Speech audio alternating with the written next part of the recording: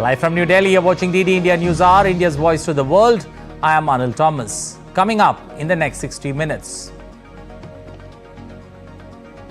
Search for a breakthrough continues as the Israel-Hamas armed conflict persists. Civilian pressure mounts on Netanyahu government to strike deal with Hamas. Poland activates aircraft to ensure airspace safety near border as Russia's cruise missile breaches Polish airspace.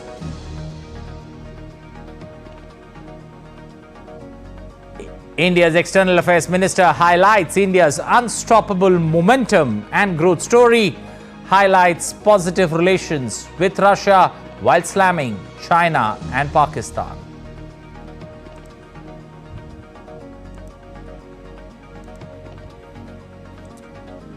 And Holika Dahan celebrated across India to mark the victory of good over evil. Defence Minister Rajnath Singh celebrates Holi in Leh with Indian armed forces.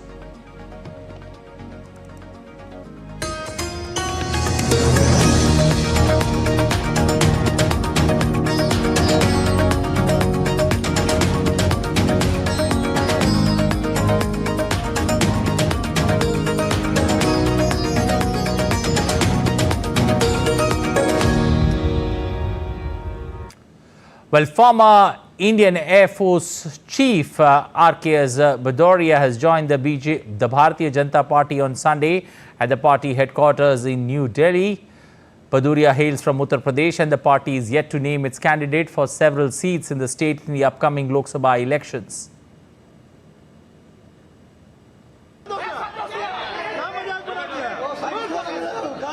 While the NDA alliance partner, JDU, released its list of 15 candidates from Bihar this afternoon.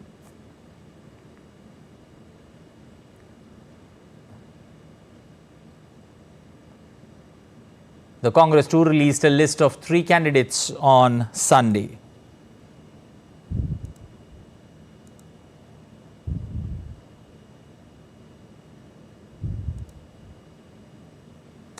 Well, BJP released its 5th list of 111 candidates.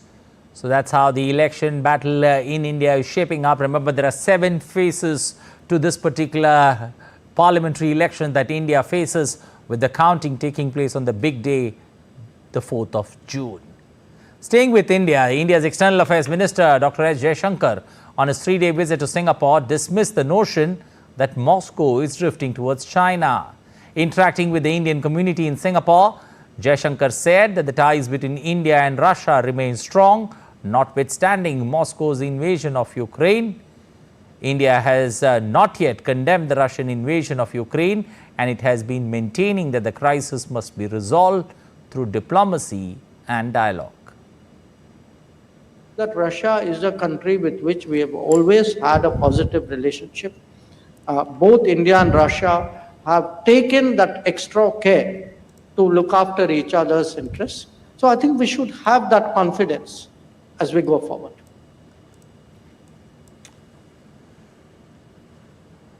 Well, Dr. S. Jaishankar, that's India's External Affairs Minister, slams Pakistan and China from Singapore. He's criticized China for repeatedly making claims on the Indian state of Arunachal Pradesh and Pakistan's sustained nature of sponsoring terrorism. DD India gets a grip on the repeated attempts by China and Pakistan to heckle its neighbors, but India is in no mood to buckle down. India's External Affairs Minister Dr. S. Jaishankar stressed that India cannot overlook terrorism to resume ties with Pakistan. He held no punches back, taking a dig at Pakistan over its terrorism activities, and said the neighboring country is sponsoring terrorism at almost all industry levels. How do you deal with a neighbor who does not hide the fact that they use terrorism as an instrument of statecraft? Now, it's not a one-off happening. I mean, different countries at different points of time have experienced this.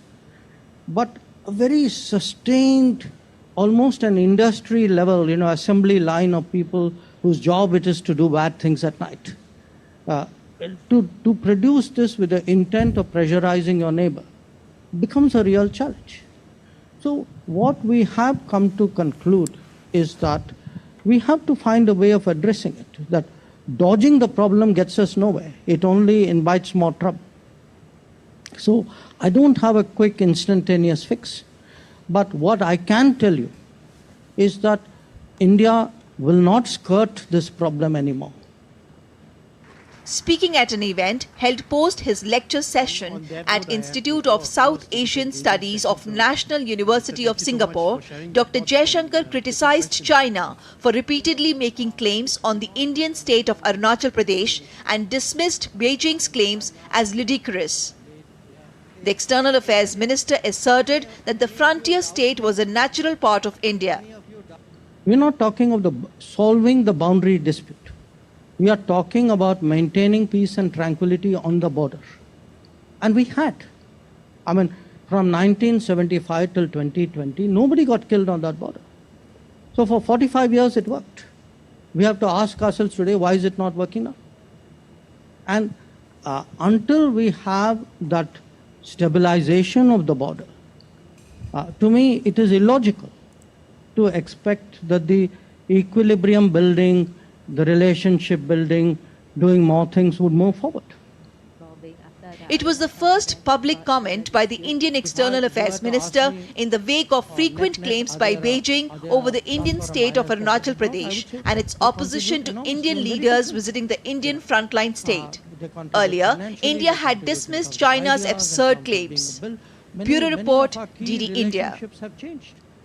Well, India's External Affairs Minister Dr. S. Jaishankar reiterated India's commitment to manufacturing and creating more business in the country. This was while he was addressing the Indian diaspora in Singapore. Jaishankar is on a 3-day visit where he met with Singapore corporate figures over the weekend. He will also meet the top leaders of the country and will call upon the Prime Minister of Singapore, Lee Hsien Loong. There has to be a vision for a country. There has to be a leadership. There have to be policies. I mean, you know that all those of you who live in Singapore, who have spent time here, that what has changed this country has actually been those qualities: the leadership, the vision, the commitment, the delivery, the efficiencies. So today what you are seeing in India is actually a commitment to manufacturing, to creating more businesses, greater employment. And this is actually in a way buttressed by a conscious attempt to create a startup culture. The External Affairs Minister further praised India's leadership during its G20 presidency. Today, it is a country with a momentum. It is a country with a vision. It is a country with an ambition. And in many ways, when I go out of India, I find increasingly I discuss less and less foreign policy. And I discuss more and more with other people what is happening in India. But the world has also noted the change of behavior, the change of attitude, the different levels of confidence that I keep stressing. So they saw that we had a very daunting responsibility last year of managing the G20, of leading the G20. And very honestly, the prediction in the market was that, the Indians are in for a really tough time. We were not entirely wrong. We were in for a tough time, except we overcame it. That contrary to the expectations of many, we were actually able to get a very divided world to come together on some of the most difficult issues of the day, and then agree on an agenda which is good for, particularly for the developing countries, what is called the Global South. Well, as the Israel-Hamas armed conflict enters or hits day 170, the world is looking forward to some breakthrough in the truce talks in Doha. The Qatar-hosted indirect talks between Israel and Hamas seem to be at a difficult stage amid significant differences over certain issues. Meanwhile, civilian pressure back home within Israel continues to mount on Benjamin Netanyahu to find a way out, while long-term ally, the United States, has warned of global isolation if the attacks continue in Rafah region. Mihir Makuri has the latest as the conflict is all set to hit the half-year mark.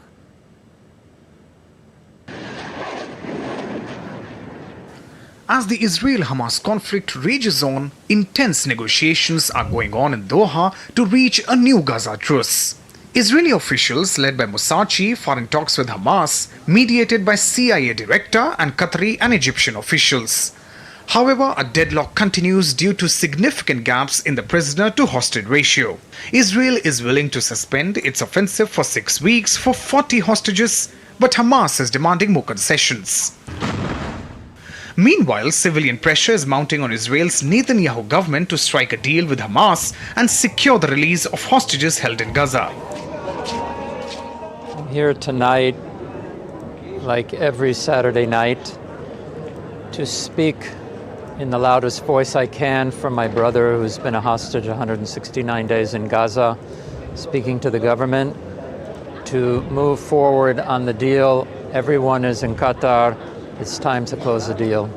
In the battlefield, Israel's military operation near Gaza's Al-Shifa hospital has resulted in the killings of over 170 terrorists and the detention of 480 others. Israeli forces, believing the hospital complex is linked to Hamas through tunnels, have been conducting a thorough search since storming the area earlier this week. The operation here in Shifa is significant, a daring, tricky and most impressive operation so far. It struck hundreds of terrorists, apprehended hundreds of terrorists, and brought in significant operational and intelligence assets. We are continuing with this operation. The leadership of the commanders is excellent, and we will finish this operation only when the last terrorist is in our hands, alive or dead. Sunday also saw Israeli forces airstriking Rafah in its continued operations against Hamas. On the other hand, after visiting Rafah, where the UN chief called blockade for Gaza a moral outrage, UN Secretary General Antonio Guterres emphasized the need for increased commercial deliveries by road to meet Gaza's humanitarian needs during his visit to Egypt on Sunday. He also highlighted the conflict's global impact. The only efficient and effective way to move heavy goods is by road. It requires an exponential increase in commercial goods. And I repeat, it requires an immediate humanitarian ceasefire. On the Lebanese front, the Israeli army conducted an air raid on Baalbek, Hezbollah's stronghold in eastern Lebanon. As per the Israeli army, the strike targeted a manufacturing site containing weapons belonging to Hezbollah. The latest chapter to a decades-old conflict began after Hamas launched an unprecedented assault on Israel on the 7th of October last year, with hundreds of gunmen infiltrating communities near the Gaza Strip. Israeli military says Hamas has taken 200 soldiers and civilians, including women and children, as hostages to Gaza. Mihir Makuri, reporting for DD India.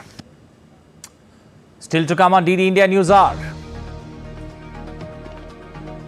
France mounts security drill ahead of Olympic Games torch relay. Polish children burn Marzana to welcome spring. Hundreds of Christians flock to the Iraqi town of Karakosh to celebrate Palm Sunday for the first time in 3 years.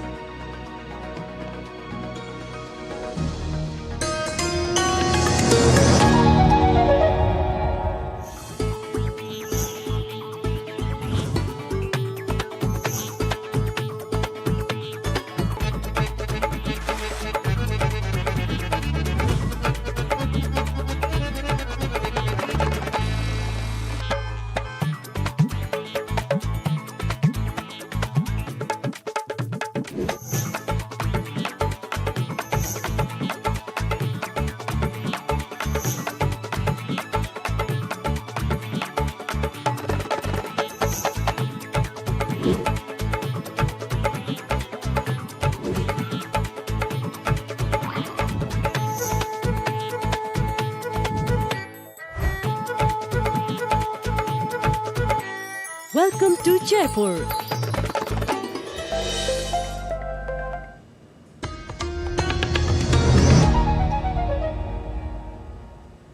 You're watching DD India News Hour. I'm Anil Thomas. March 24th is a day of mourning for Russia. Vladimir Putin leads the nation as Russia mourns the worst terrorist attack in Moscow for more than 2 decades. Authorities said that the death toll continues to climb while rescue workers continue their search for victims. Leaders around the world also extended their condolences and condemned the terrorist attack in Russia. Let's take a look at this next report. Shocked Russians brought flowers and teddy bears on Sunday to the Crocus City Concert Hall on the outskirts of Moscow to pay respects to the victims. On Sunday, a day of mourning was observed after President Vladimir Putin pledges to track down and punish all those behind the attack. Meanwhile, Russia lowered flags to half-mast on Sunday to mark the deadliest attack in 2 decades. We are carrying heavy hearts. We are here to mourn them, to make them feel like they are not alone. We are also experiencing inner pain. We are here to prove that we support each other in times of adversity. Leaders around the world have strongly condemned the terror attack and extended condolences to the bereaved families. The UAE lit up iconic landmarks with colors of the Russian flag in solidarity with victims. British Foreign Secretary David Cameron said the United Kingdom condemned in the strongest terms the deadly terrorist attack at the Crocus City Hall. US Department of State called the attack a horrific event and said US condemns all forms of terrorism and stands in solidarity with the Russian people, expressing sorrow for the tragic loss of lives. Pope Francis also condemned the shooting and prayed for the victims on Palm Sunday. I assure my prayers for the victims of the wild terrorist attack carried out in Moscow. May the Lord receive them in His peace, comfort their families and convert the hearts of those who carry out this inhuman action that offend God who commanded to not kill. India's External Affairs Minister spoke to Russian Foreign Minister Sergei Lavrov and conveyed deepest condolences on the loss of lives in the horrific terrorist attack in Moscow. Earlier, Russia had arrested all 4 suspects who carried out shooting massacre. The rescue operation following the terrorist attack has basically concluded. Meanwhile, the ongoing efforts now focus on the internal cleaning of the 4-story building. This process entails both clearing the wreckage and searching for any evidence that may assist in identifying the victims. Aman Kumar's report for DD India.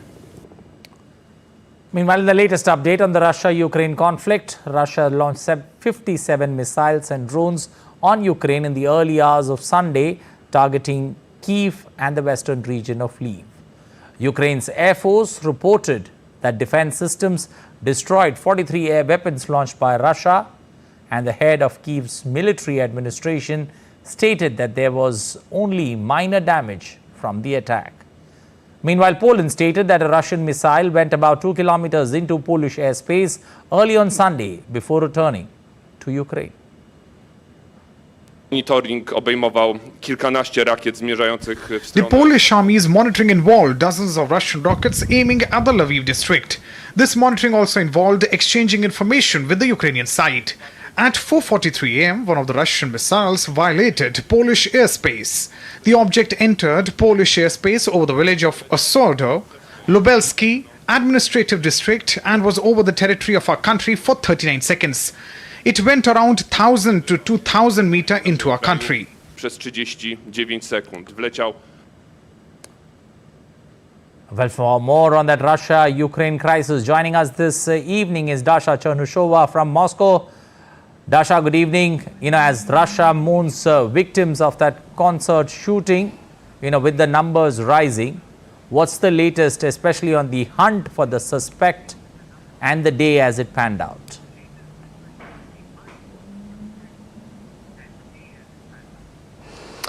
Well, indeed, the National Day of Mourning has been declared in the Russian Federation, with flags lowered to half-mast and people bringing flowers as well as toys to the site of this terrorist attack.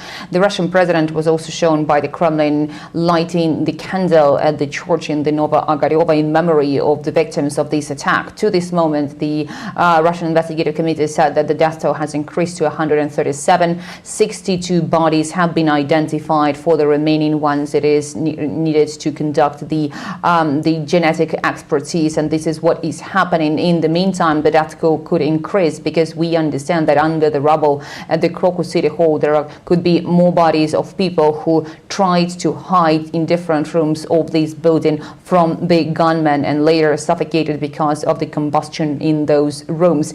In terms of the investigation, 4 people have been detained in the Bryansk region. They have been transferred to the Russian capital, to the headquarters of the Russian Investigative Committee. They have been interrogated, and all the necessary procedures, according to the Investigative Committee, are now taking place. Also, it is expected that they will be facing the court in order for the court to establish and to announce their arrest. These are the measures required by the Russian law. All 4 men, we know from the Interior Ministry, are not Russian citizens, and more information is needed, obviously, with regards to who has actually ordered these 4 men to carry out this attack. At the scene of the attack, according to the Investigative Committee, they found 4 sets of weaponry, ammunition. They found 500 cartridges. They also found several Kalashnikov rifles. All these weapons have been brought there by these terrorists. Dasha, we'll leave it there. Thank you. Appreciate your joining us this evening. Shifting focus, the Nigerian army on Sunday rescued students and staff who were abducted by gunmen from a school in the country's north earlier this month.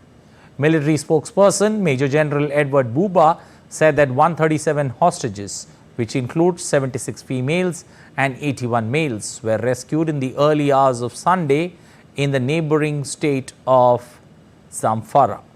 The kidnapping of 287 students on March 7th in Kuriga, a dusty town in the northwestern state of Kaduna, was the first mass abduction in Africa's most populous nation since 2021. Last week, the gunman demanded almost $690,000 for the release of the missing children and staff.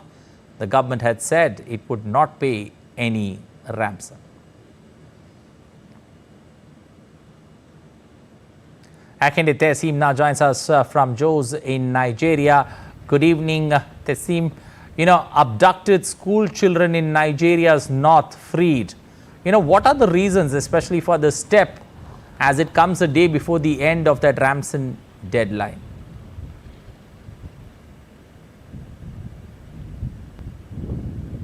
Well, the defense authorities here in Nigeria, all they have told us is that these children were rescued following intelligence, following their hard work, and of course, relationship with local authorities in Zamfara State, from where the children were taken from Kaduna into the state. Working with the release from defense authorities, it only talks of how hard they worked. Recall that the president had said no ransom whatsoever will be paid to armed men. So we're thinking, or we're working with the directive of the president, that no ransom was paid whatsoever, except we get to hear anything beyond what the military has told us. But at the moment, it's been a determination and a lot of hard work from the military authorities. That's what we can say for now. Okay. Kidnapping along with criminal gangs demanding ransom there, have almost become tough to handle. So how is the government trying to get over the line?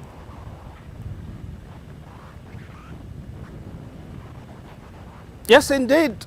We've seen a lot of work by the government now. Just today, we had a deployment of about 200 special forces deployed by the Inspector General of Police here in Nigeria to Kaduna State. Now, Kaduna has been in the news for the wrong reasons, with adoptions of children, abduction of, people in higher institutions as well. So to answer you, the government has deployed more troops to not just Kaduna State. We're made to understand that more troops have also been deployed to other troubled zones such as Zamfara, Sokoto, Katsina, and other places in Nigeria that are battling these insurgent attacks. We'll leave it there. Thank you and appreciate you joining us. DD India's correspondent Kende Tesim joining us from Nigeria. Well, time now to take a look at some other stories making news around the world. Paris 2024 Summer Olympics or Summer Games organizers ran a test torch relay in the east of Paris less than 2 months before the Olympic flame arrives in Marseille. The Olympic flame is set to land on May 8th in Marseille after sailing off from Greece on the Bellum ship. Hundreds of Christians flocked to the Iraqi town of Karakosh on Sunday to celebrate Palm Sunday for the first time in 3 years. People walked through the street of the ancient town, waving palm and olive branches, praying, singing, and remembering Jesus Christ entering Jerusalem.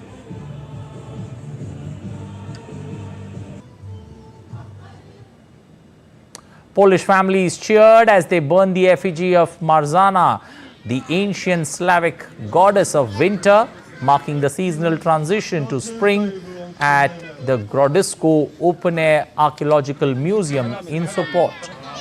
The tradition usually entails the burning and then drowning of the Marzana effigy in the nearest body of water.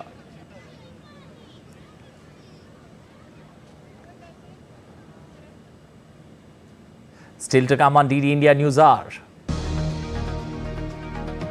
We will discuss in detail the fine points of External Affairs Minister's comments that he made in Singapore, which highlights India's positive relationship with Russia.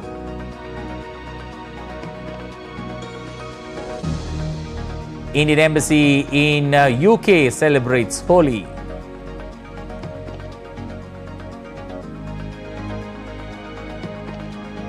Holi celebrations in Africa too, festive moments in Uganda.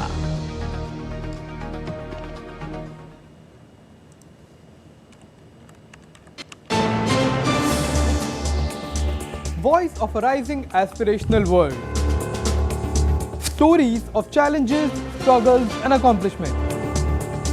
A world battling conflict, hunger and poverty. Embracing growth, development, science and technology. A voice of progress, a voice of unity. Watch Voice of the Global South with me, Akshay Dongre, only on DD India.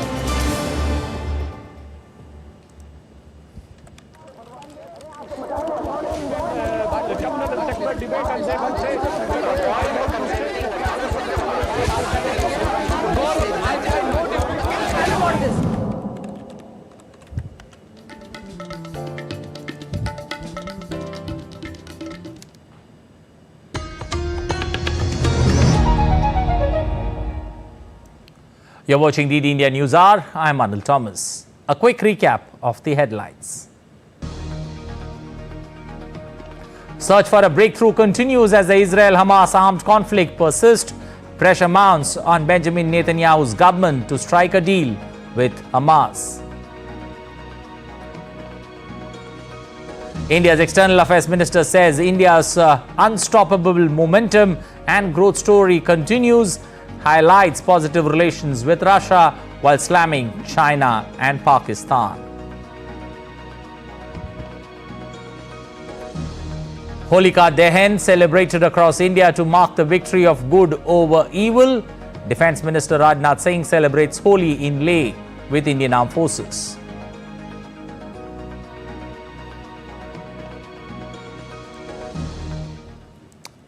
Well, right now we're joined by Professor Anshul Joshi from the School of International Studies, JNU, to take their deliberations, especially on the 3-day visit that the External Affairs Minister is having in Singapore and the talks that he's had, the interactions that he's had with the people there.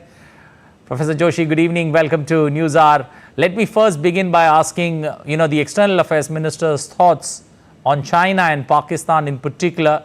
This is for the first time that the External Affairs Minister has minced no words, in describing the position that India has on both the neighboring countries. Definitely, Anil, whenever it comes to our External Affairs Minister, I would say that he does not mince his words.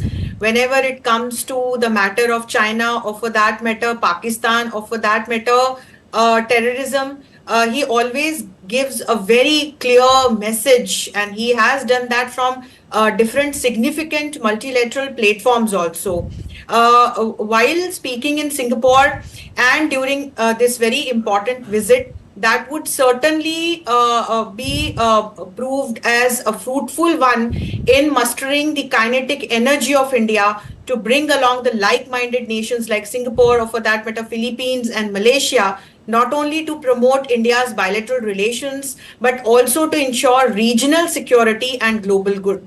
And here, when our External Affairs Minister mentioned the matter of China and Pakistan, definitely he indicated towards an issue related to regional security, as all of us know that how Chinese maneuverings have not only caused a major threat to the regional security of Indo-Pacific region, but by and large by promoting terrorism, what Pakistan has done to the entire world.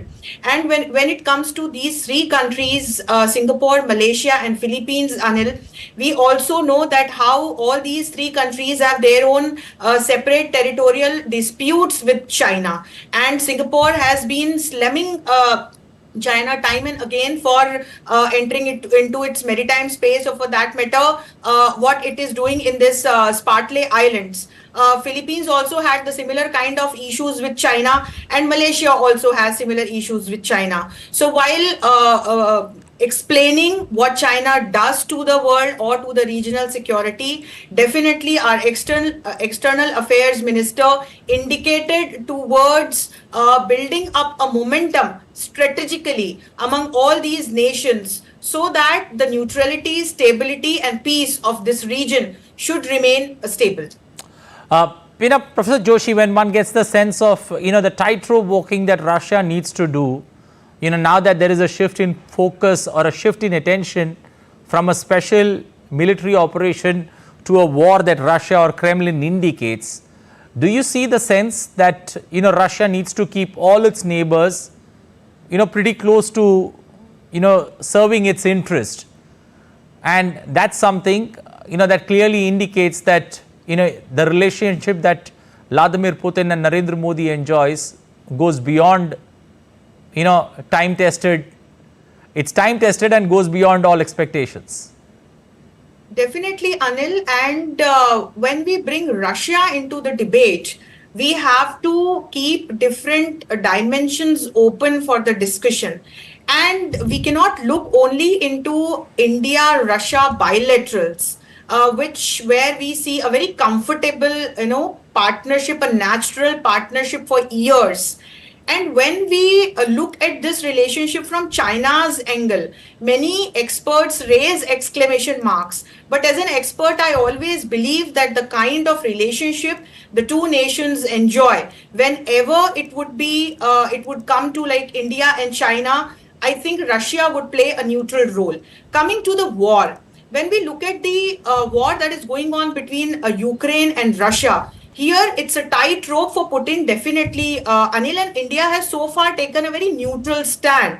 But we should also not forget that it is not a war between Ukraine and Russia. I always look at this war as in a war between Russia and NATO, led by United States of America. Perfect. So when the war started, Biden actually had a pivotal role in this entire war. And now when the race for this presidential elections is on in United States of America, if there would be any change in the leadership, the situation may change related to this war as well.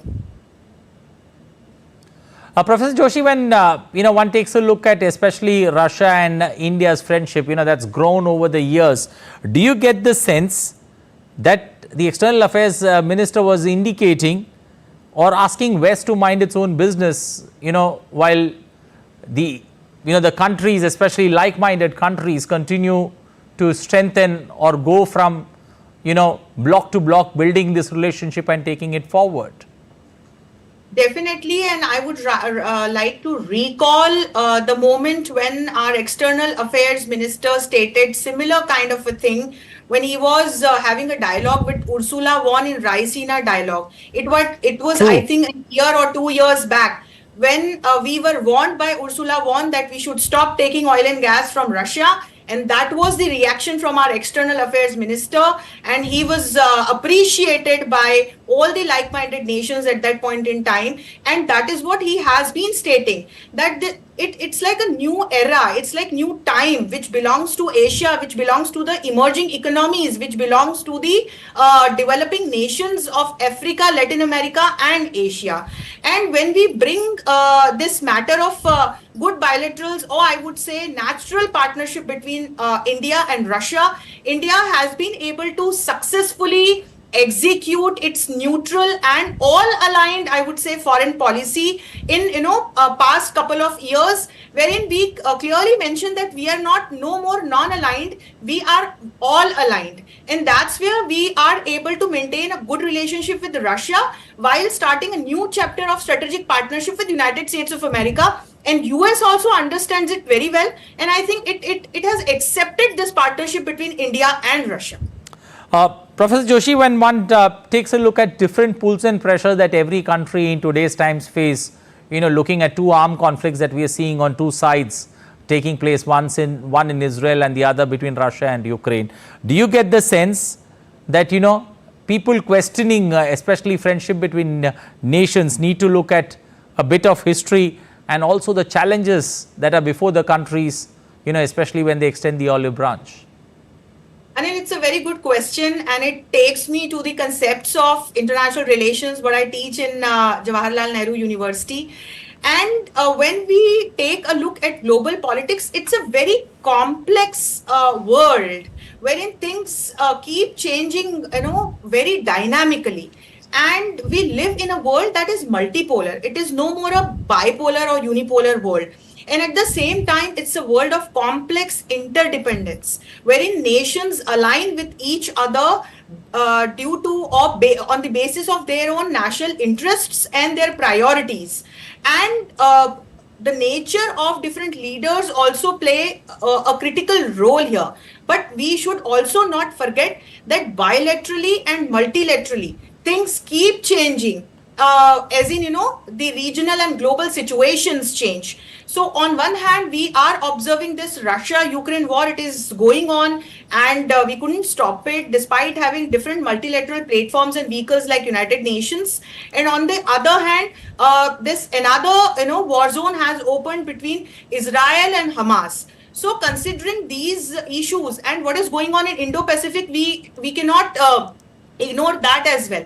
So considering that, definitely here India is taking a role of a pioneer, wherein it is continuously spreading the message of Vasudhaiva Kutumbakam, and it is coming up with a message that instead of preferring the way of competition or conflicts, we should choose the way of collaboration. And with that, a lot of like-minded nations are joining this mission. So I hope that in next couple of months, with again the changing political scenarios in different nations, I think the situation would change for good, of course. Well, we'll leave it there. Thank you. Appreciate you joining us, Professor Anshul Joshi, as always, taking time out, being with our audience there on DD India News Hour. Well, time now. Well, a quick up. Moving forward with more updates there, as the festival of colour, Holi's fever has gripped the nation. India's Defence Minister Rajnath Singh travelled to Leh in Ladakh to celebrate the festival of colours. Holi with the armed force personnel at the Leh military station.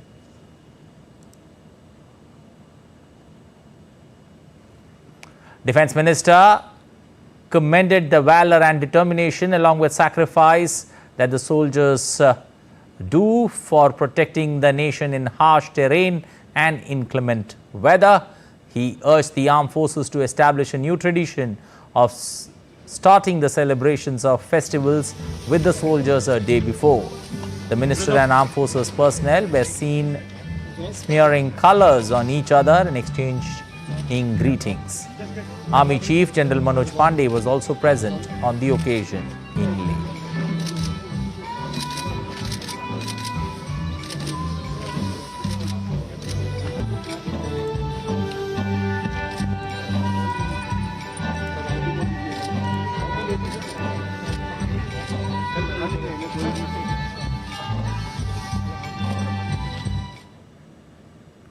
आप लोगों के फौलादी और बुलंद हौसलों के घेरों के बीच हमारा पूरा देश खुद को पूरी तरह से महफूज पाता है।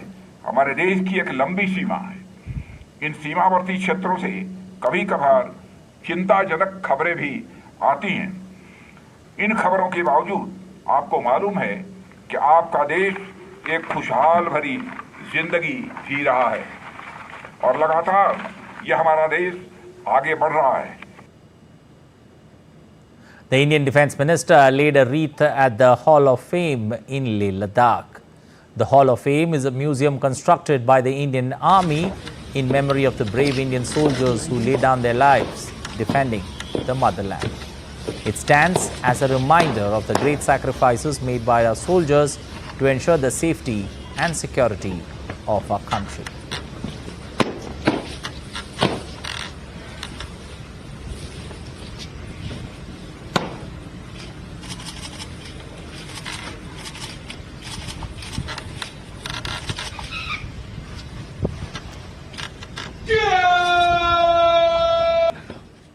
With the Festival of Colour around the corner, more than 3,000 prominent activists from India's ruling Bharatiya Janata Party gathered in Chandni Chowk, Lok Sabha constituency. Union Minister Smriti Irani was the chief guest of the event called Holi Utsav or Holi celebrations. Along with activists, traders, renowned artists, people also joined in the festive spirit. Well, time now to take a look at other stories making news. Border Security Force personnel, accompanied by their women's wing, joyously observed the festival of Holi at the international border situated in India's Jammu and Kashmir. The festivities were further enhanced as civilians enthusiastically joined in the celebration alongside the BSF members.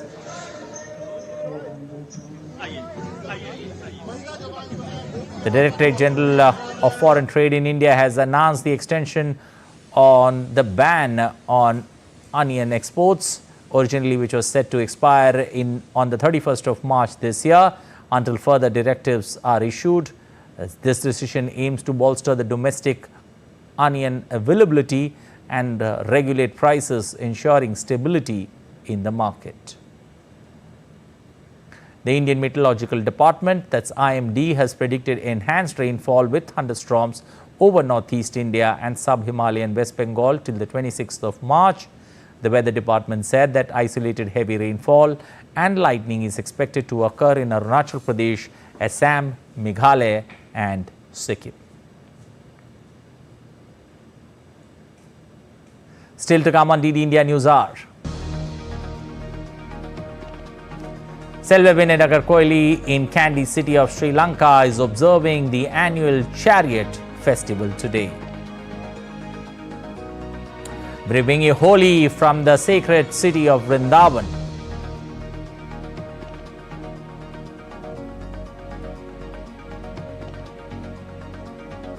Holika Dahan at the iconic Belur Math near Kolkata.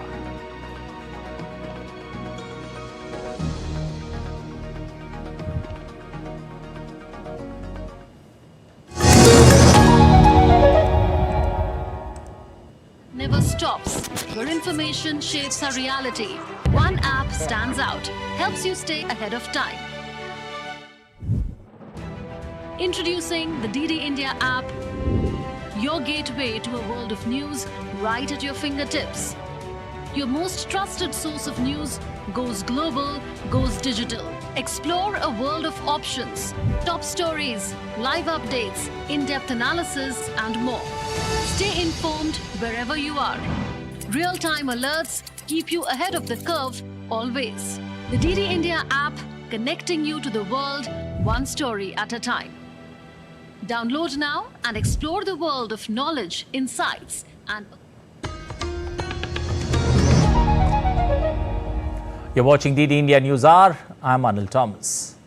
Well, Festival of Colors, Holi in Vrindavan is famous for its Latmar Holi and Phuloki Holi, that's playing Holi with flowers. The festival is very special for those who have come from the United States of America. DD India's correspondent Ajay Mishra spoke to the people celebrating the Festival of Colors.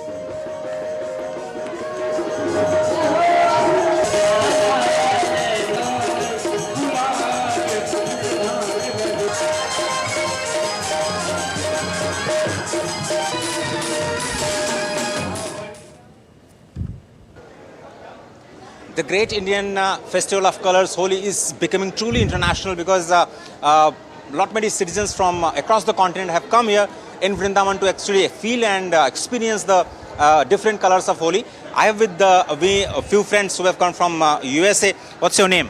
My name is Geetika. So Geetika, how does it feel to be in Vrindavan and act for Krishna and Radha? It feels great to be here in Vrindavan because it's the first time I've ever been here. So it's a really great experience to experience Holi and how my culture is experienced. And it's like a one-in-a-kind experience to learn this type of stuff and learn this information. Great. So let's also speak to the Radha. What's your name? Pavni. Pavni is your real name, but how do you feel becoming Radha and acting like Radha in this very special occasion? I feel very blessed because it feels really filled with love and purity to be here and to step on the land that both Shri Krishna and Radhika both stepped on. Oh, perfect. And also we have the mother because she was telling us that it has been 17 years she's not visited India, but you are in Vrindavan. So what's your feeling? How are you liking this? Being back home. It's actually really great, and it's my pleasure to see Guruji's ashram, and it's really I have no words to tell you what's coming out of my mouth. I'm so happy to visit Vrindavan. People from across the continent are actually getting out here from this very holy land of Vrindavan, and then Holi is really getting international. With the camera person Aniket, Ajay Mishra, DD India, Vrindavan. The monks of Ramakrishna Mission did the ritual of Holika Dahan at Belur Math near Kolkata. At the bank of River Ganga, thousands gathered to watch the occasion initiated by Swami Vivekananda.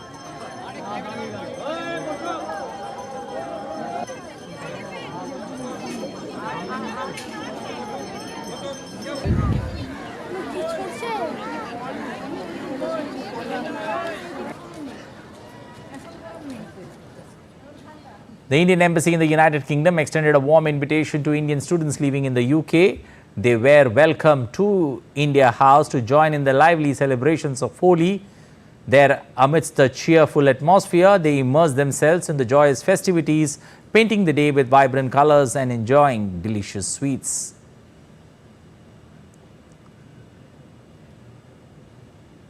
Well, Holi is also being celebrated in other parts of Europe, including Brussels. The Indian expat community in Brussels is celebrating Holi today. It's an occasion for many to feel close to home and for others to experience a taste of Indian culture.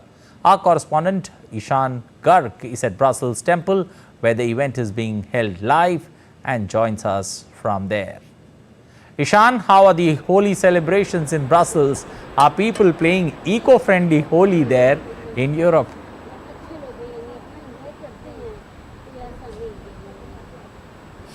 Certainly, you see that's something, one thing that's catching up here in Europe as well as the idea to use eco-friendly colors, the idea to use biodegradable things. One of the biggest things that I found while speaking to people here is how conscious they were not only of the environment but also of their own skincare, etc., and using eco-friendly material all the way from the colors to even using cutlery and plates, things of that sort in a manner that does not harm the environment. It's been a really pleasant experience speaking to a lot of people here who say that this is their one opportunity to feel very, very close to home and to do it in a way that is not only sustainable culturally but also sustainable for the environment. Well, we'll leave it there. Thank you. Appreciate Ishan for joining us this evening. Well, celebrations with Holi have begun in earnest across the world. In East Africa, the Indian community living in Uganda gathered for the Festival of Colour. Our African correspondent Leon Sesyange has the latest. A celebration of colour done with glamour. The Indian community in Uganda gathered for the Holi festival, a day that signifies the triumph of good over evil and arrival of spring in India. It brings quite a bit of positivity in you. You know, any negativity which is within you, you just set it off. You know that, okay, now I'm going to start it's going to be a new start for me. The Holi festival has been celebrated for thousands of years. For Hirani Rajesh, bringing his young family is an opportunity to teach them about the Holi culture. Children should be know this culture because it is our religions. A culture with everything to be happy about. The celebration is not only about color. The people have gathered to sing and dance as well. The traditional delicacies add to the camaraderie. Thank you. Alpa Savjani says she has never missed a Holi festival in her adult life.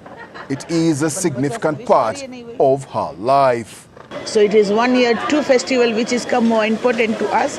One is Holi, one is Diwali. Diwali has a fireworks, Holi has a colors. So we are enjoy as a colorful life of the full year. That's what we pray for other people also. Different Indian communities in Uganda will hold the celebrations until the first weekend of April. The enjoyment here is already fulfilling. We are really enjoying. We are enjoying a lot.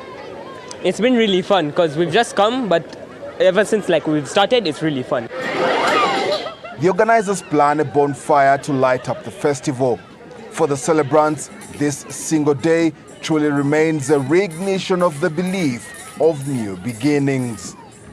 Leon Senyange in Kampala, Uganda, reporting for DD India. The Selva Vinayakar Kovil in Kandy city of Sri Lanka is observing the annual Chariot Festival today.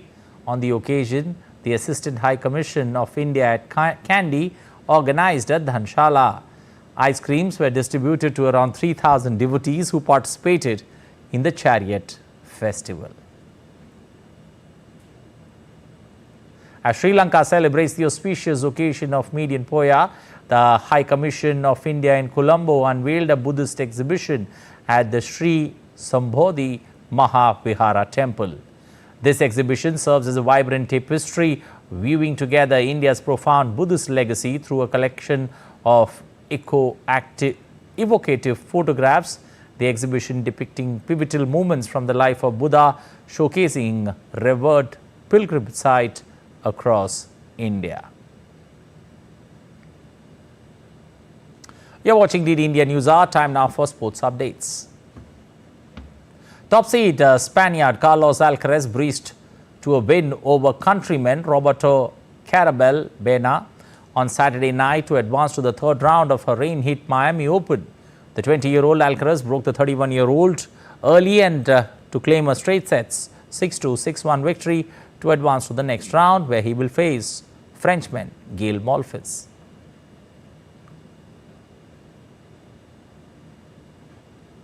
Well, Austria's Christoph Bogmatner scored 6 seconds after kickoff in Saturday's 2-0 friendly win over Slovakia, the fastest recorded goal in international football.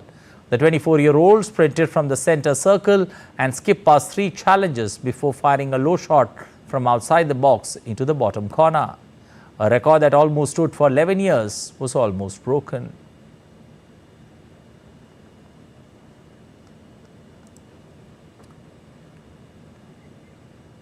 Well, Florian Wirtz scored Germany's fastest international goal after only 7 seconds as the Euro 2024 hosts earned a confidence-boosting 2-0 friendly victory over France.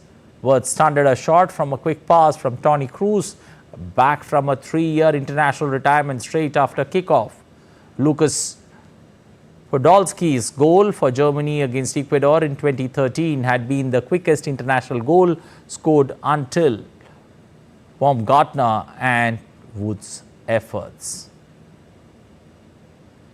On to polo now. The Sahara Warriors team won the Indian Open Polo Championship 2024, defeating runners-up Jintal Panther in the final match at the Jaipur Polo Ground in New Delhi. In a nail-biting match played between two of the finest polo teams that Indian polo has, the match was a complete justice in all aspects, where Sahara overcame Jindal by 8 goals to 5. Marking its 125th year of Indian Open Polo Championship, this year the tournament had 3 spectacular teams that participated. Captain of the Jindal Panthers team, Naveen Jindal, hailed Sahara Warriors and also said that polo is India's gift to the world, which needs to be preserved.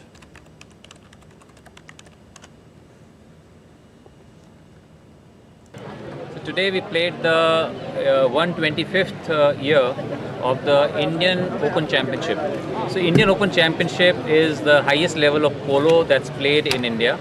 And you know that polo is India's gift to the world. So I think today was an amazing match, and people, all the crowd, thousands of people here in Delhi, Jaipur Polo Ground. Jaipur Polo Ground itself is a historic polo ground. And so it was an amazing match. It was a very hard-fought match. But Sahara Warriors got better of us, and they maintained the lead from the beginning, and they played very well. But I think overall it was a victory for polo.